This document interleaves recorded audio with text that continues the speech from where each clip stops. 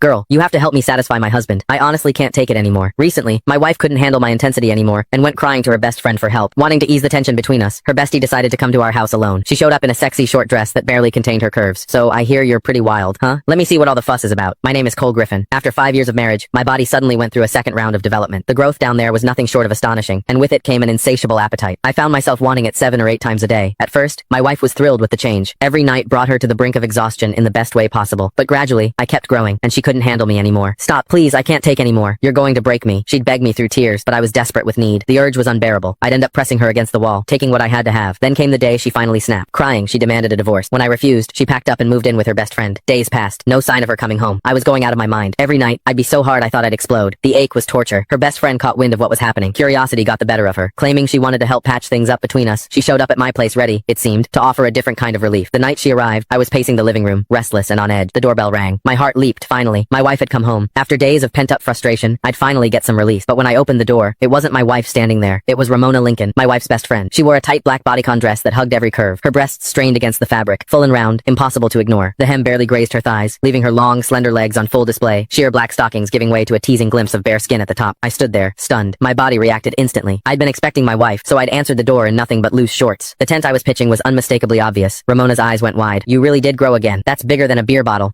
Truth was, Ramona was a woman with unmet needs herself. She was beautiful. Anyone could see that. But she'd married a rich old man. According to my wife, he'd burned through his prime too hard and too fast. Now his body had given out, and he couldn't satisfy her at all. These days, she apparently spent good money on male escorts to fill the void. I motioned her inside. She settled onto the couch, crossing her legs slowly, showing off those red bottom heels, making damn sure I noticed. So what brings you here, Ramona? I asked, grabbing a glass of water and handing it to her. Where's Rachel? She took a sip, then fixed me with a look. You're the reason. You're like a bull on steroids. Rachel's too scared to come home. I'm here to talk some sense into you. You can't keep going at her like that. She's delicate, for God's sake. No woman could handle a brute like you going full force. As she spoke, her chest rose and fell with each word. Those two magnificent breasts moved hypnotically beneath the thin fabric bigger than my wife's, fuller, and I couldn't tear my eyes away. My pulse hammered in my ears. God, I wanted to touch them. I sighed, settling into the chair across from her. It's not that I'm trying to be rough. It's this second development I can't control it. The urge hits me like a freight train. If I don't, at least once a day, the ache is unbearable. Ramona's eyes sparkled with curiosity.